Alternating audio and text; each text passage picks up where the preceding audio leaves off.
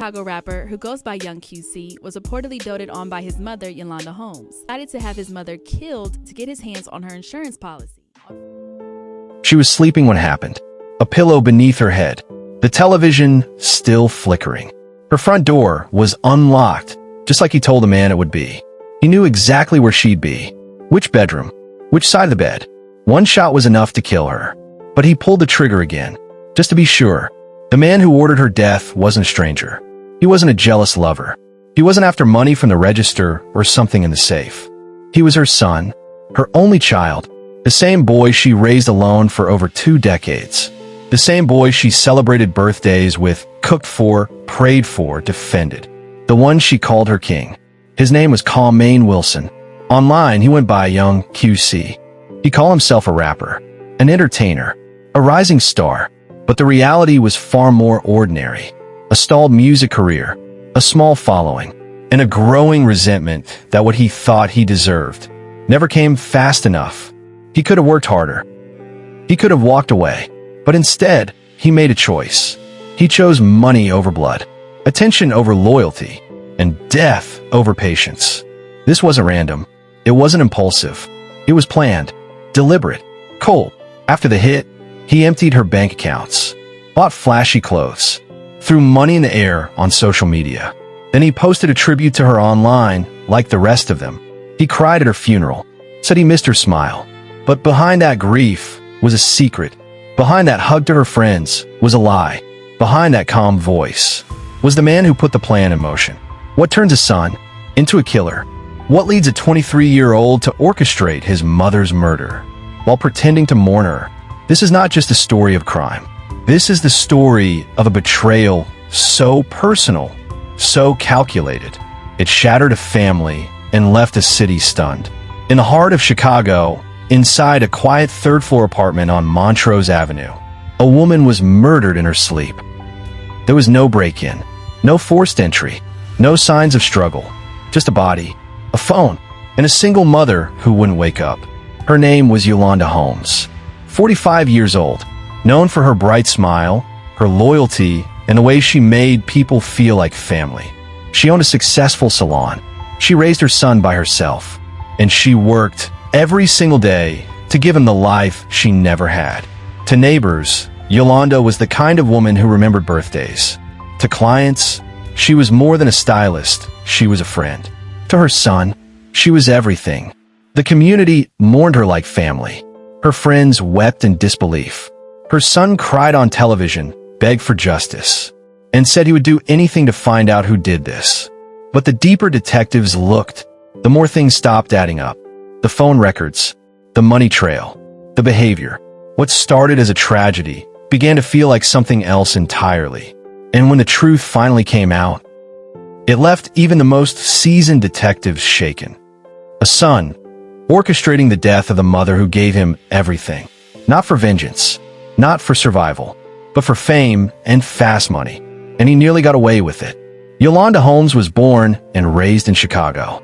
She knew hardship early, growing up on the West Side, surrounded by struggle, but grounded by family. When her son Carmaine was born in 1989, everything changed. She poured herself into motherhood, took a job, then another, then opened her own salon on the North Side. It wasn't fancy, but it was hers. Clients came for the cuts, stayed for the conversations. Some said being in her chair felt like therapy. But behind the steady smile, she carried a lot on her shoulders. Carmaine was her only child. She raised him alone, gave him what she never had, shoes, clothes, and attention. But as he got older, something started to change. He stopped calling her mom, started calling her Yolanda, started flashing money online, talking big, rapping louder. She didn't always understand his world, but she kept supporting him. I'm gonna be famous, Ma. You'll see. Everybody's gonna know my name. Online, he called himself Young QC, but there was no record deal, no concerts, just rented cars, stacks of cash, and a handful of followers. Yolanda tried to be patient, but friends said she was worried about his temper, his obsession with attention, the company he kept. She confided in co-workers after long shifts. Sometimes she'd just shake her head and say, "That boy don't listen to me no more." In the summer of 2012, something changed. Colmaine began asking about her finances, insisting she make him the sole beneficiary of her bank accounts, telling her he needed control for business reasons. What if something happens to you? You gotta think ahead. Yolanda agreed, maybe reluctantly, maybe just wanting peace, but it would be a fatal mistake. What she didn't know was that he had already begun planning. Quietly, carefully, in the weeks before her death, Colmaine contacted a man named Eugene Spencer, a low-level associate, a man with a gun. The deal was simple: break in, kill her, and get paid. He said, "Make sure my mama dead." That's what he told me. September 2nd, 2012, the night before Labor Day. Yolanda was home alone, getting ready for bed. The apartment was calm, quiet, ordinary. At 4:35 a.m., Eugene Spencer was buzzed into the building. The door wasn't locked. He made his way up the stairs. In his pocket was a gun. In his mind was a promise. What happened next took less than 60 seconds. 2 shots to the head, 1 to the chest. Yolanda never had time to scream. Spencer ran out the way he came, down the stairs, into a car driven by Colmaine's girlfriend, Lorianna Johnson. They didn't say a word. Chicago police arrived within the hour. No signs of forced entry, no known enemies, and no immediate suspects. It looked clean, professional, like someone had studied her routine. It wasn't until they pulled her phone records that the cracks began to show. Within 48 hours, Colmaine emptied Yolanda's accounts. He withdrew thousands, bought designer clothes, got a new car. Then he posted a video, smiling, laughing, throwing cash into a crowd, shouting, "This is for my fans. My mom would want this." Detectives were watching, and they started asking questions. 3 months later, he was arrested, along with the gunman and the getaway driver. The case that began with a mother's death had now become something no one expected, a son at the center of it all. At first, Colmaine appeared to be just another grieving son. He posted tributes online, said he was heartbroken, said he'd give anything to have her back. But police noticed something off. He cried for the cameras, but behind closed doors, he wasn't asking about the investigation. He wasn't calling for updates. And according to Yolanda's friends, he wasn't showing up for her funeral planning either. Detectives brought him in for questioning. He was calm, almost rehearsed. He said he'd been asleep during the time of the murder, said he didn't hear anything, that he and his mom were close. But then came the first contradiction. When asked how the killer got in, he said the door was always locked. Except it wasn't. You're telling me you don't know how someone got into a secured building, but also that your mom always left the door open. It didn't make sense. Then the family started talking. Yolanda's cousin told police she was worried weeks before her death, that something about Colmaine had changed. She said, "If something ever happens to me, it's going to be my son." I told her not to say that, but she said it like she meant it. Police wrote it down. That was the first real turning point. They pulled Colmaine's phone records. It was all there. Dozens of calls. Late-night texts. Including one, the night Yolanda was killed. 4:57 a.m., Spencer to Colmaine. Done. But when police opened his laptop, everything changed. What they found wasn't just disturbing. It was chilling. Search history. Payout calculations. Lyrics about death and revenge. But one folder was different. Inside were photos of Yolanda, sleeping, sitting on the couch, eating dinner, taken from distance, unaware, tracked. When confronted, he barely reacted. He said they were for a tribute project, that he was documenting his mom's last year alive. But she didn't know she was dying. Did she, Colmaine? No answer. In the days after Yolanda's death, Colmaine didn't just grieve. He capitalized. He posted video after video of himself throwing cash into crowds, renting luxury cars, calling himself the realest rapper in Chicago. And every single dollar came from her life insurance policy. Forensic psychologists were called in. They looked at his behavior, past history, online footprint. Just ego, an overwhelming hunger for validation. It wasn't just about money. He wanted to be someone, to be seen. And when the fame didn't come fast enough, he took matters into his own hands. Former friends said he always exaggerated. made up stories about being in the music industry, talked about his haters trying to stop his rise. He started saying things like, "If my mom dies, I'll be rich. Real kings don't answer to no woman." Friend quote. I thought he was just talking crazy. Didn't think he meant it. But when detectives listened to the jail phone recordings, they realized he wasn't finished.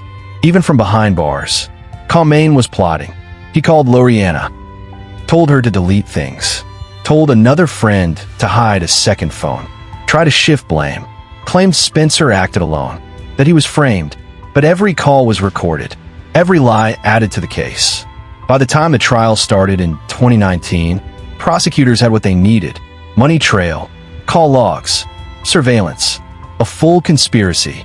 The defense argued he was misunderstood, that Spencer acted on his own, but no one believed it. The jury left the room. The court fell silent, and Yolanda's family waited for justice. It was the early hours of August 23rd. South Side, Chicago. The city asleep, but inside one apartment, footsteps echoed on linoleum floors. The key had been stolen. The lights were off. The killer already inside. Yolanda Holmes was asleep in her bed, her satin scarf still wrapped around her head, her phone charging at the nightstand. She never saw it coming. Prosecutors would later describe it in chilling detail. Eugene Spencer, then just 22, walked into the bedroom, gun in hand. Carmine had told him, quote, "Make sure she don't make it." She woke up, just long enough to scream. Then a flash of light. One shot. Yolanda staggered, already bleeding, and fell off the side of the bed. Spencer moved fast. He beat her. He stabbed her. Again and again. Blood soaked the sheets. Her lamp knocked to the floor. The last thing she saw may have been her own son's sneakers, left in the doorway. Detectives said the scene looked personal. This wasn't just a hit. It was an execution done with emotion. The killer didn't flee right away. He walked through the apartment, took her keys, rummaged through drawers. Carmine had instructed him to take her car too. The BMW parked outside. What police uncovered next stunned everyone in the courtroom. Carmine hadn't stayed home like he claimed. He was parked nearby, waiting. The phone call came in at 4:57 a.m. Spencer's voice. "It's done." Carmine replied with a single word. "Bet." Later that morning, a family member grew concerned. Yolanda wasn't answering. Her phone went to voicemail. They arrived at the complex, and what they found shattered them. Blood, silence, her body on the floor. The woman who raised her son alone was gone. She was just 45 years old. Detectives worked quickly. The signs pointed to a forced entry at first, but nothing was taken. No signs of robbery, just a clean, brutal attack. And then came the moment that cracked the case open. A neighbor's security camera. It showed Spencer walking up the sidewalk, minutes before the gunshot, and Carmine texting just seconds after. They traced the weapon back to Spencer. Fingerprints on the doorknob. Shoe prints matching a pair found in Carmine's closet. Phone pings confirmed it. Spencer was in the apartment at the time of the murder. Carmine was less than a block away. He never lifted a finger, but he didn't have to. In January 2020, the verdict came down. Guilty of first-degree murder, of conspiracy to commit murder, of hiring a hitman to kill his own mother. He showed no emotion, no apology, no words. The courtroom didn't erupt. It just broke, like the silence Yolanda left behind. Yolanda Holmes was buried just 4 days after her murder. Her children wept. Her mother barely spoke. Friends stared in stunned silence. But Carmine Wilson didn't grieve. He performed. The day after she died, he uploaded a video to YouTube, a freestyle rap filmed in a luxury car. In the lyrics, references to betrayal, loyalty, revenge. That same week, he emptied her bank accounts. In court, the evidence left little doubt. But what shocked the jury wasn't the how. It was the why. Carmine had his mother listed as the primary on a $90,000 life insurance policy. Prosecutors alleged the motive was simple. He wanted her gone, so he could cash in, so he could become a rap god. "I love my mother, but we had issues. She wouldn't let me live how I wanted. She was controlling." The defense tried to claim emotional abuse. They painted Yolanda as overbearing, but the jury didn't buy it. The texts were damning. Carmine, handle that tonight. Spencer, she gonna scream? Carmine, just make sure she gone. Yolanda's mother took the stand, her voice trembling. She wasn't perfect, but she loved him. She gave up her whole life for that boy, and he took hers like it was nothing. The public reaction was intense. In local media, Carmine was vilified, but online some fans still defended him. Some said it was fake news. Others said she must have done something to deserve it. Even in the face of overwhelming evidence, there were still those who refused to believe his son could do something like this. Eugene Spencer pled guilty and testified against Carmine. He said he was promised money. He said Carmine made it sound like business. He broke down when the 911 call played. Yolanda's last breaths, her final screams. For some, Spencer was just a pawn.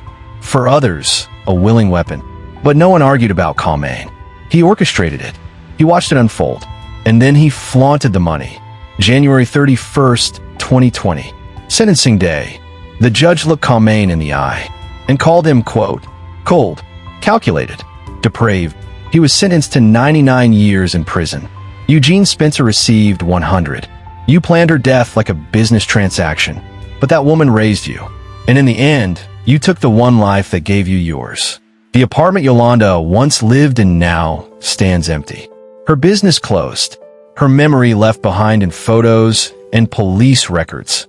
Her 2 children now live with relatives. Her daughter still refuses to say his name.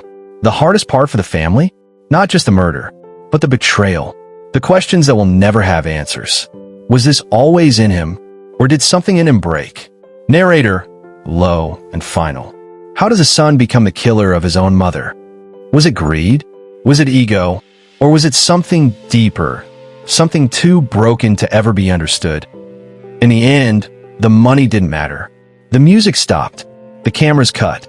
And Carmine Wilson, young QC, was no longer the star of the story. He was the villain. She raised him on her own, built a life from nothing, shielded him from the streets, paid for studio time when no one believed in his dream.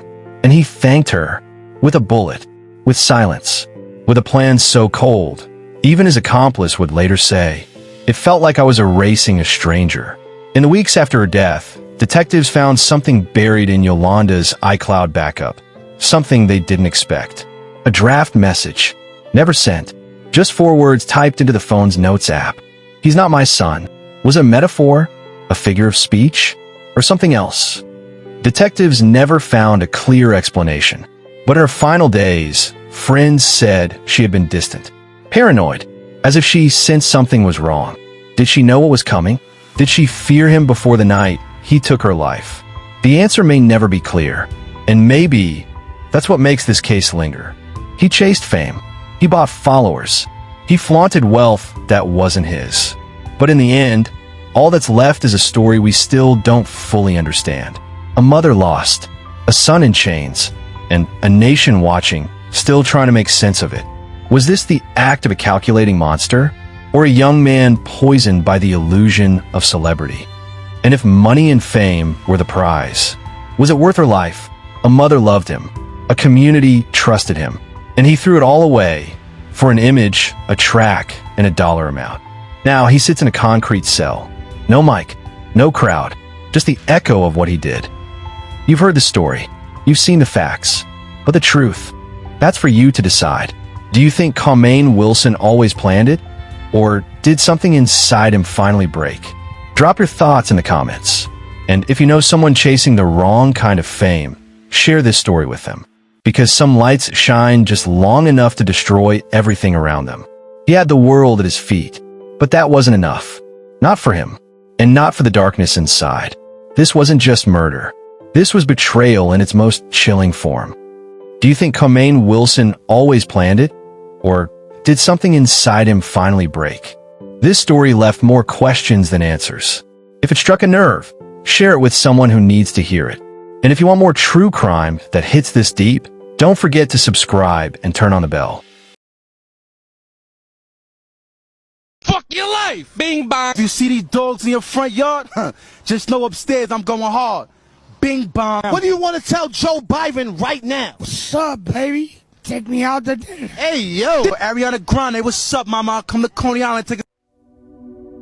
On a quiet Thursday evening in Galveston, Texas, the sound of gunshots shattered more than just the peace of a residential neighborhood. When the smoke cleared and the sirens fell silent, a family was destroyed forever, a community left questioning everything they thought they knew about the people living next door.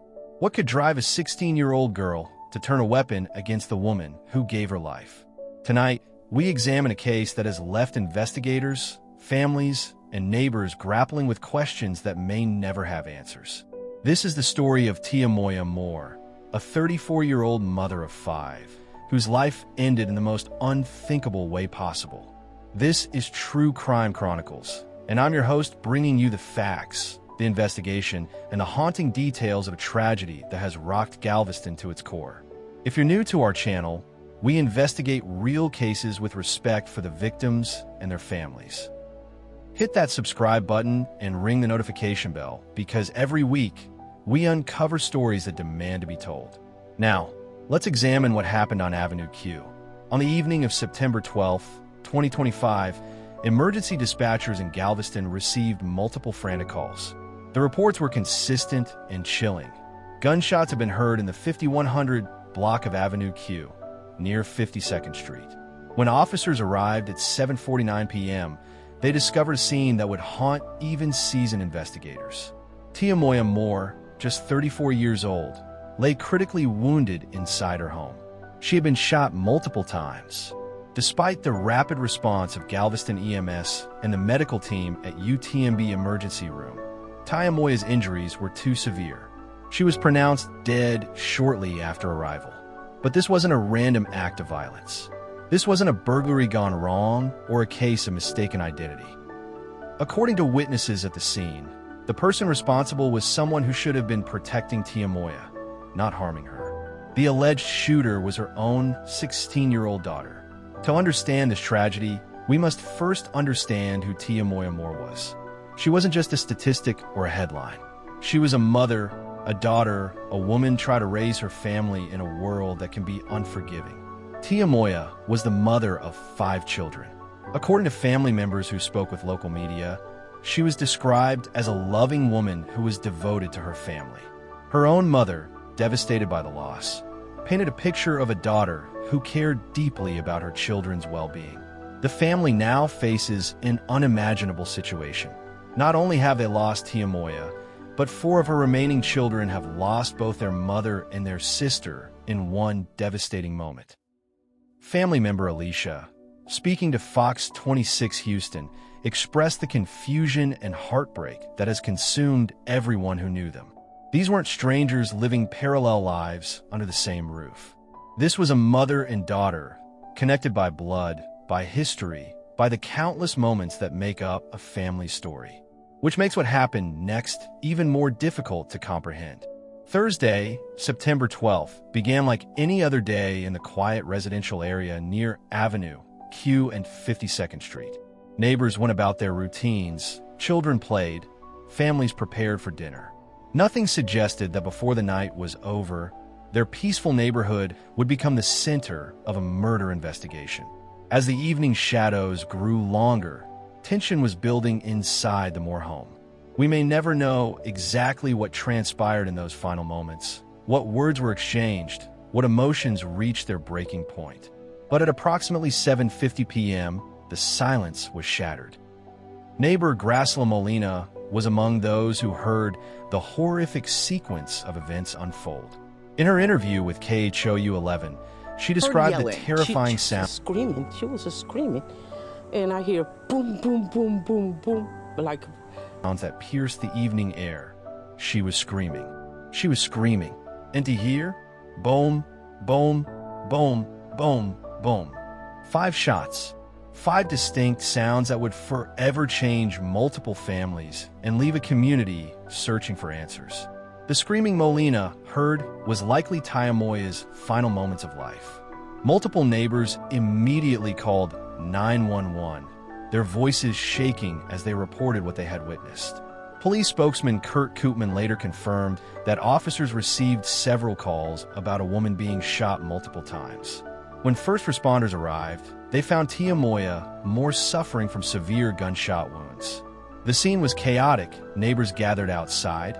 Emergency vehicles filled the usually quiet street with flashing lights and urgent radio chatter. EMTs worked desperately to save Tia Moya's life, but the injuries were too extensive. As paramedics rushed Tia Moya to the University of Texas Medical Branch emergency room, police began securing the crime scene and interviewing witnesses. What they learned would make this case even more shocking than they had initially realized. Galveston police detectives arrived to find a crime scene that defied easy explanation. A woman had been shot multiple times in her own home, but there were no signs of forced entry, no indication of robbery, no evidence of a stranger's presence. The witnesses who had called 911 were consistent in their accounts. They had heard screaming, followed by multiple gunshots. But most disturbing of all, several witnesses told investigators that they had seen the suspected shooter, Tia Moya's own 16-year-old daughter. According to police reports, the teenager had fled the scene on foot immediately after the shooting. As investigators processed the scene, photographing evidence, and interviewing neighbors, they made a crucial discovery. A firearm was found near the home, presumably the weapon used in the attack. But then something extraordinary happened. As detectives continued their investigation, the suspect returned. The 16-year-old girl who had allegedly just shot her mother multiple times walked back to the scene of the crime while police were still processing evidence. Kurt Koopman, speaking for the Galveston Police Department, confirmed that the teenager was taken into custody without incident when she returned to the home. There was no chase, no dramatic confrontation, no resistance. She simply returned and was arrested. This detail raises haunting questions. Why did she return? Was it guilt? Confusion? Did she not fully comprehend what had just occurred? Or was there something else driving her back to the place where her mother lay, dying just hours before? The teenager was transported to the Jerry J. Esmond Juvenile Justice Center, where she was officially charged with murder. Due to her age, her name has not been released to the public, but the gravity of the charge reflects the severity of what investigators believe occurred. As news of the arrest spread, the community struggled to process what had happened. This wasn't a case of domestic violence involving a partner or spouse. This wasn't gang-related violence or a drug deal gone wrong. This was matricide, one of the rarest and most psychologically complex crimes that law enforcement encounters. The Avenue Q neighborhood, typically quiet and family-oriented, was transformed overnight into the epicenter of media attention and police investigation.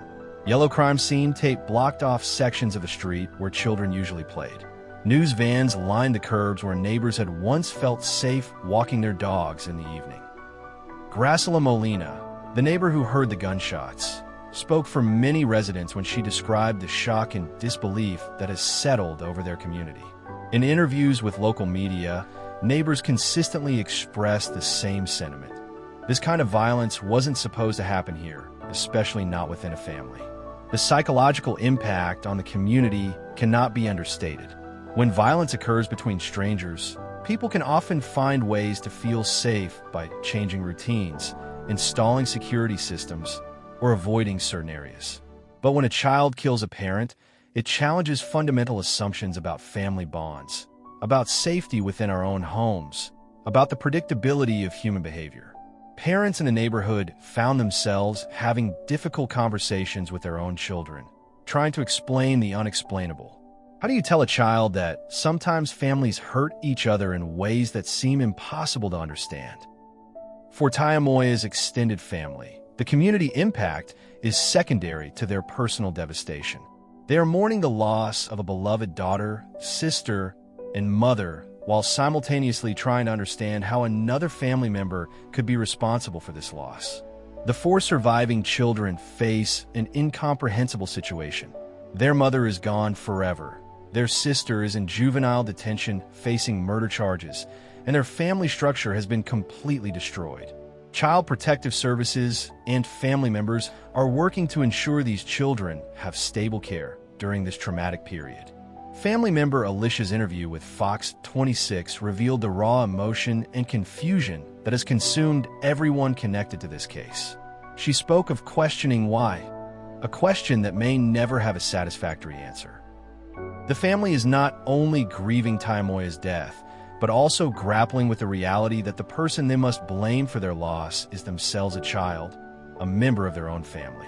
As investigators continue building their case, numerous questions remain unanswered, questions that the community, the family, and the public are desperately seeking answers to.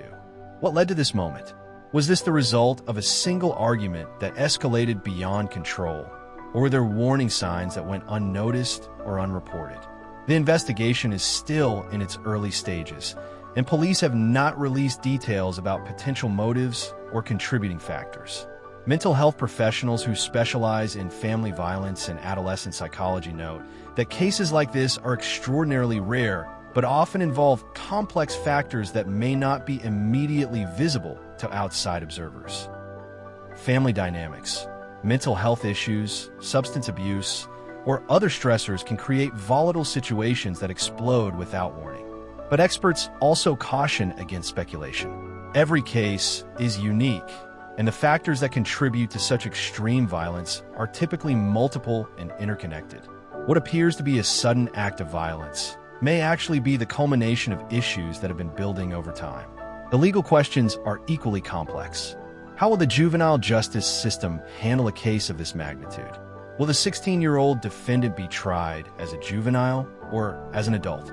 What role will mental health evaluations play in determining her competency to stand trial?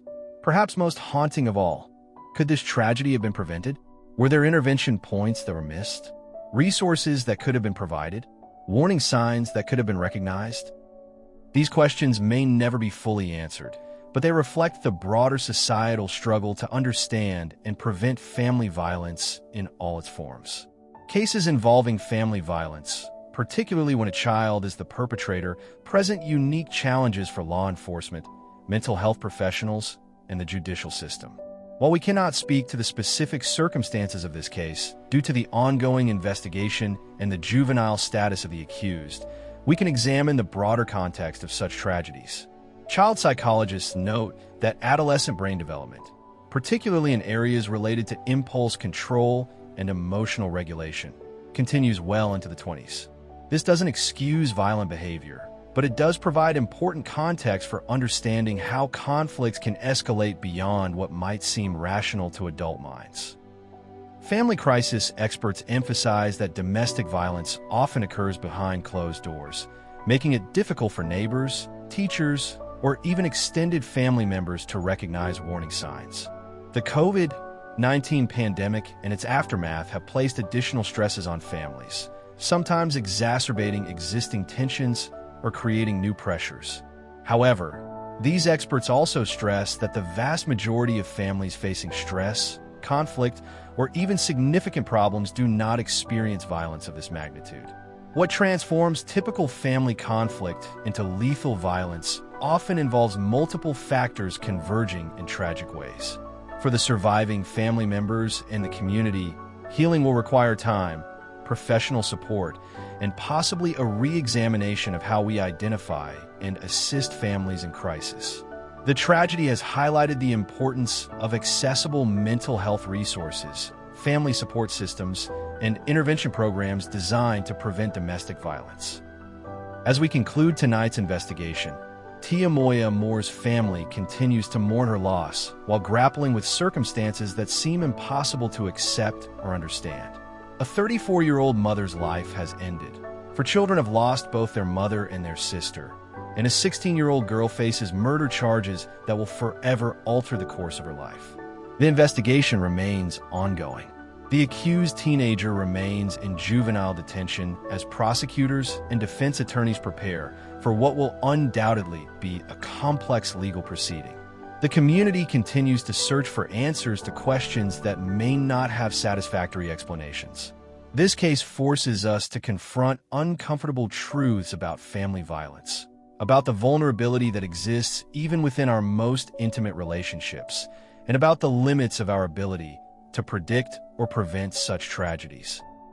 Tonight, we remember Tia Moya more not as a victim in a crime story, but as a mother who loved her children, a daughter who was cherished by her family, and a woman whose life was cut tragically short. We also remember that behind every headline lies human suffering that extends far beyond what any investigation can fully capture. What do you think could have prevented this tragedy? How can communities better identify and support families in crisis? Share your thoughts in the comments below. We read every single one and value your perspectives on these difficult cases. Don't forget to like this video if it helped you understand this complex case, and subscribe to True Crime Chronicles for our weekly deep dives into the stories that challenge our understanding of human behavior. Ring that notification bell so you never miss an episode. Next week, we'll be examining another case that has left investigators and families searching for answers. Until then, hold your loved ones close, and remember that behind every crime story are real people whose lives have been forever changed.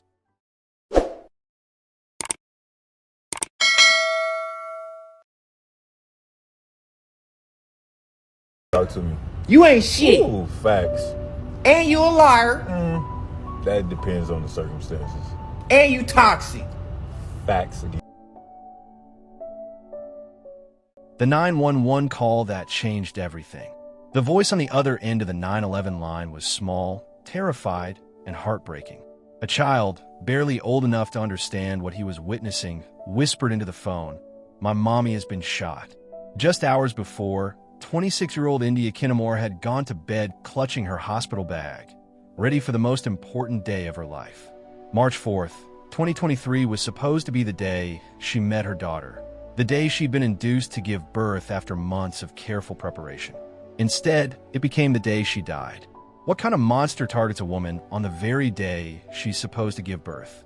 What kind of person looks at a pregnant woman hours away from becoming a mother and decides that she needs to die? The answers to these questions would reveal a level of premeditation so chilling, so methodically planned, that even seasoned investigators would be left shaken. Because the person who orchestrated India's murder wasn't a stranger lurking in the shadows. It was someone she trusted, someone who claimed to love her, someone who was supposed to be celebrating the birth of their child. Welcome to Crime Chronicle. Hit the subscribe button as we continue. This is the story of India Kinamore, and a man who requested bereavement leave from work before he even committed the crime. India Kinamore wasn't just a statistic. She wasn't just another headline. She was a devoted mother to her young son, a daughter who called her Mother Terry every single day, and a woman who had spent months carefully preparing for the arrival of her baby girl. In the weeks leading up to March 4th, India's world revolved around the nursery she'd painted a soft yellow. She'd hung tiny clothes in the closet, assembled the crib with meticulous care, and practiced installing the car seat over and over again until she could do it perfectly. Her phone was filled with videos of her son playing soccer, ultrasound images of the baby she couldn't wait to hold, and text messages to friends about how excited she was to finally meet her daughter. India worked hard to provide for her family.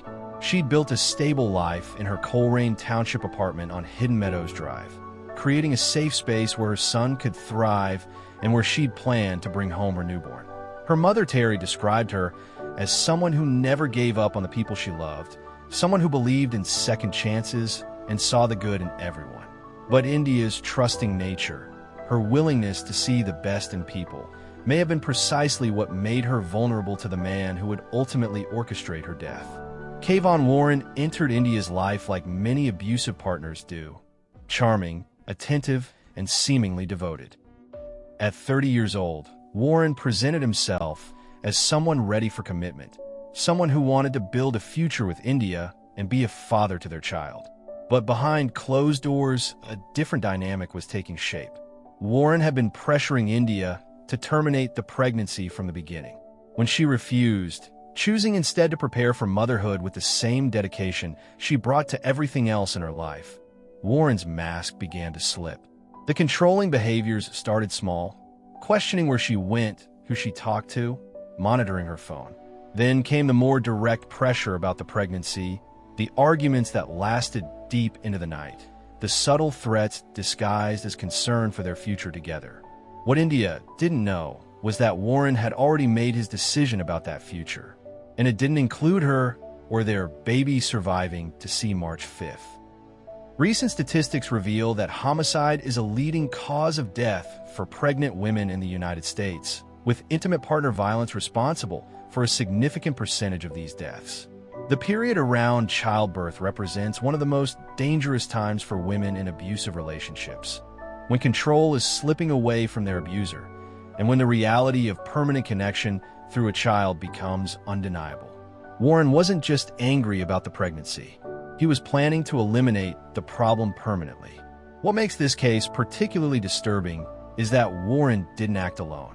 Investigators would later discover that he had recruited two friends, 20-year-old Robert Irvin and 22-year-old Lamar Morris Suggs, to help him carry out the murder. The level of premeditation was staggering. Warren had begun planning India's death weeks, possibly months in advance.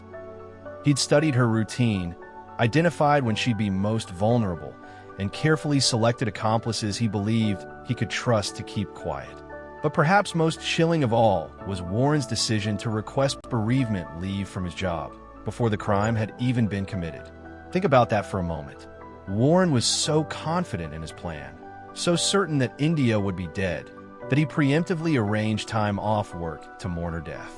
This wasn't a crime of passion. This wasn't a moment of rage that spiraled out of control. This was a methodical execution plan, complete with alibis, cover stories, and contingency plans. Warren had decided that the easiest way to escape fatherhood was to eliminate the mother of his child entirely, and he convinced two other young men to help him do it. The conspiracy was set in motion. India, busy preparing for the most joyful day of her life, had no idea that three men were actively plotting her death. March 4th, 2023 dawned like any other day in Coleraine Township. India woke up knowing that this was the day she'd been waiting for. Her scheduled induction was just hours away. She'd packed her hospital bag days earlier, double-checking that she had everything she needed for the birth and the first few days with her newborn.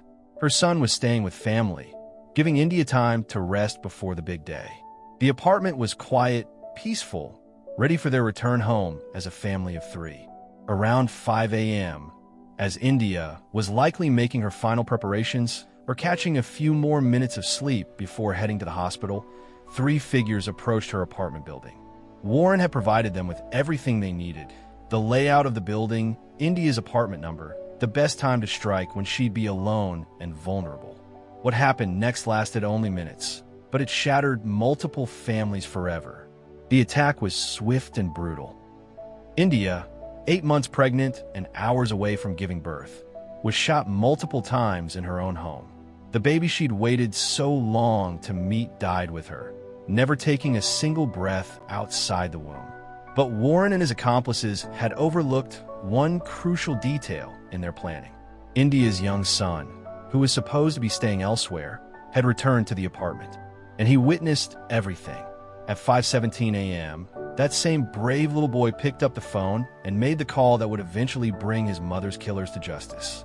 When Coleraine Township officers arrived at the Hidden Meadows Drive apartment complex, they found a scene that would haunt them forever. India lay dead in her home, surrounded by the baby items she'd so carefully chosen, her hospital bag waiting by the door like a monument to dreams that would never be fulfilled. Initially, investigators considered the possibility of a random break-in gone wrong.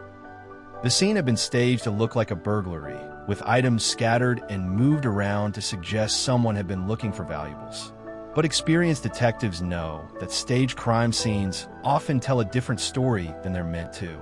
And when they began examining India's personal relationships, one name kept surfacing: Kayvon Warren, the father of her unborn child. Warren's behavior in the immediate aftermath of India's death raised red flags. While her family grieved and friends rallied to support them, Warren seemed surprisingly composed, almost relieved. His social media post about the tragic loss felt performative, lacking the genuine anguish you'd expect from someone who'd lost both his girlfriend and his unborn child. But it was the digital evidence that ultimately unraveled Warren's carefully constructed plan. Cell phone records, GPS data, and financial transactions painted a clear picture of conspiracy and premeditation. Text messages between Warren and his co-conspirators revealed the depth of their planning and their callous disregard for India's life. Most damning of all was Warren's request for bereavement leave, submitted to his employer before India was even dead. For nearly 2 years, India's family lived with the devastating knowledge that her killers were walking free. Her mother, Terry, visited her grave regularly, promising her daughter that she would never stop fighting for justice. "I never gave up," Terry would later tell reporters. The pain of losing both her daughter and granddaughter was compounded by the frustration of watching the case move slowly through the legal system. But investigators never stopped building their case. They meticulously traced phone records, analyzed financial transactions, and interviewed witnesses. They built an airtight case that would eventually lead to the arrests of all 3 men involved in India's murder. In August 2025, nearly 2.5 years after India's death, Robert Irvin, Kayvon Warren, and Lamar Morris Suggs were finally arrested and charged with 2 counts of murder each, one for India and one for her unborn daughter. The arrest brought some measure of relief to India's family, but they also reopened wounds that had never fully healed. Terry Kinnemore could finally return to her daughter's grave with news she'd been waiting years to share.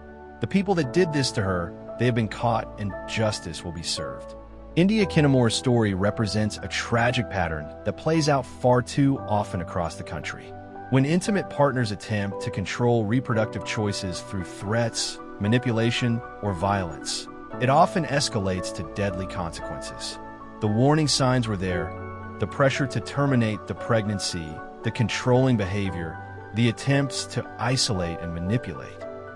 But like many victims of intimate partner violence, India may have hoped that Warren would change, that the arrival of their child would transform him into the partner and father she wanted him to be. Her story reminds us that reproductive coercion is a serious form of abuse, and that the period around childbirth can be particularly dangerous for women in abusive relationships. When someone tries to control whether, when, or how someone becomes pregnant or stays pregnant, it's not love, it's control. And control, taken to its extreme, can become deadly. If you or someone you know is experiencing intimate partner violence, please reach out for help. The National Domestic Violence Hotline is available 24/7. India Kinnemore deserved to hold her daughter, to see her son become a big brother, to build the family she dreamed of. While justice may finally be coming for her killers, no verdict can bring back the life and love that were stolen that March morning. Remember India. Remember her dreams. And remember that recognizing the warning signs could save the next woman who finds herself in danger.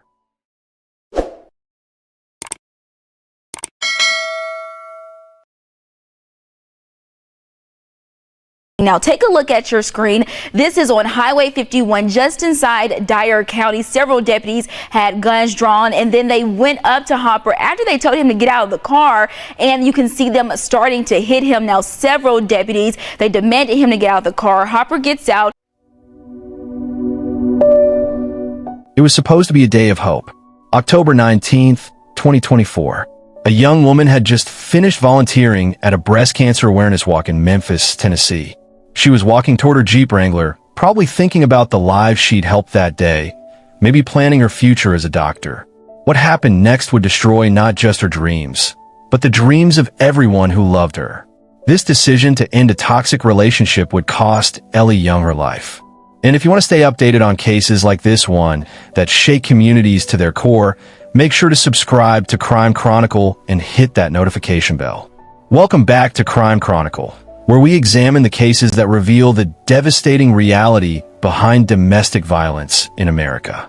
Meet Ellie Claire Young, 22 years old, a student at the University of Tennessee Health Science Center, determined to become a doctor just like her older sister. Her friend described her as the kind of person whose smile could be seen and whose laugh could be heard from over a mile away. But on October 19th, 2024, at Shelby Farms Park in Memphis, Ellie's bright future would come to a violent end. The person responsible? 26-year-old Jackson Hopper, her ex-boyfriend. a man who apparently couldn't accept that their relationship was over. But here's what makes this case even more chilling. This wasn't a crime of sudden passion. The evidence suggests this was calculated, planned, and it happened in broad daylight at one of Memphis's most popular public spaces. Saturday morning, October 19th, Ellie woke up with a purpose. She was volunteering at the annual Breast Cancer Awareness Walk, the kind of selfless act that defined who she was. Her sorority sister, Danny Fuel, would later say that Ellie was kind, genuine, passionate, determined, and selfless. What Ellie didn't know was that Jackson Hopper was watching, waiting. At 12:20 p.m., just after she'd finished volunteering, Ellie walked to her Jeep Wrangler in the parking lot at Shelby Farms Park. She probably felt safe. This was a public place, broad daylight, people around. But safety was an illusion. Witnesses would later tell police they saw Ellie sitting in her Jeep when a white Honda CR-V pulled up. The driver fired 2 shots behind her vehicle. But here's where it gets truly horrifying. When Ellie got out of her Jeep, possibly trying to escape or understand what was happening, the gunman fired at least one more shot as she lay on the ground. This wasn't just murder. This was execution. Deputies arrived at Shelby Farms Park to find Ellie lying on the ground near her Jeep Wrangler. Multiple gunshot wounds. She was pronounced dead at the scene. But here's what investigators discovered that changes everything about this case. This wasn't random violence. This wasn't a robbery gone wrong.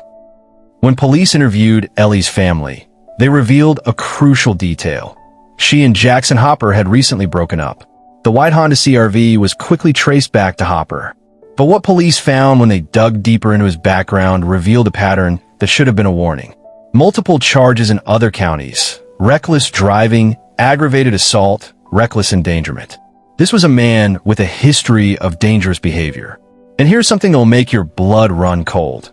After shooting Ellie multiple times, Hopper simply got back into his car and drove away. No remorse, no panique, just cold calculation. But what investigators didn't know yet was how far Jackson Hopper's obsession had gone.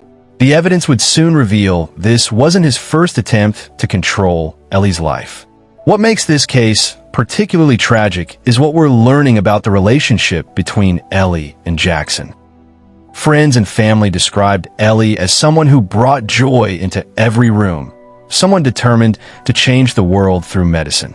But something darker was lurking beneath the surface of their relationship. While specific details about their relationship haven't been fully disclosed, the fact that Jackson had multiple pending charges in different counties suggests this wasn't his first encounter with the law. Here's what every woman needs to understand about cases like this.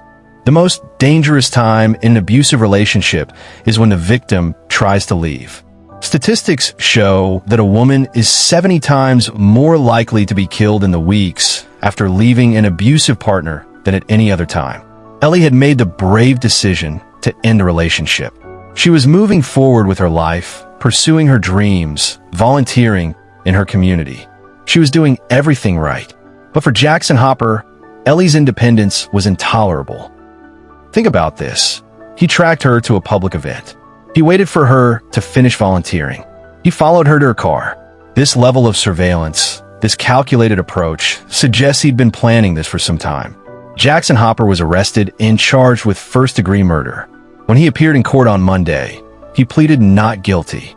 His attorney, Leslie Ballin, is representing him, but the evidence against him seems overwhelming. Shelby County District Attorney Steve Mulroy requested that Hopper be held without bond, and for good reason. The charges against him extend beyond murder. He's facing multiple charges across different counties, suggesting a pattern of escalating violence. But here's what's truly heartbreaking. While Jackson sits in jail, Ellie's family and friends left to process an unimaginable loss. The University of Tennessee community, her Chi Omega sorority sisters, everyone who knew her bright spirit, are struggling to understand how someone's refusal to accept rejection could lead to such devastating violence. Danny Fuel, Ellie's sorority sister, put it perfectly. Her bright future as a doctor was something she looked forward to for as long as I knew her. She was determined to change the world. Jackson Hopper didn't just kill Ellie that day. He killed all the lives she might have saved as a doctor. He stole her laughter from every room she would have entered. He robbed the world of someone who dedicated her Saturdays to helping others fight cancer. This case isn't just about Ellie Young and Jackson Hopper. Every day, nearly 3 women are killed by an intimate partner, making the United States one of the deadliest countries for women and girls. Ellie's story represents a devastating reality that plays out across America every single day. Young women with bright futures, making positive changes in their communities, having their lives cut short by men who can't accept the word no. What makes Ellie's case particularly tragic is that she was everything we want in our future healthcare providers: compassionate, dedicated, selfless. She spent her final morning helping others, and hours later, she was dead because her ex-boyfriend couldn't accept that their relationship was over. Jackson Hopper will have his day in court. The evidence will be presented. Justice will hopefully be served. But no verdict will bring back Ellie's laughter, her dreams of becoming a doctor, or the countless lives she might have saved. If you or someone you know is in an abusive relationship, please reach out for help. The National Domestic Violence Hotline is available 24/7. What do you think? Should there have been warning signs that prevented this tragedy? How can we better protect women like Ellie who are trying to escape dangerous relationships? Let me know your thoughts in the comments below. If this case affected you the way it affected me, please give this video a thumbs up and subscribe to Crime Chronicle. We cover cases like this not for sensationalism, but because these stories need to be told. These victims deserve to be remembered. Until next time, stay safe, and remember, if something doesn't feel right, trust your instincts.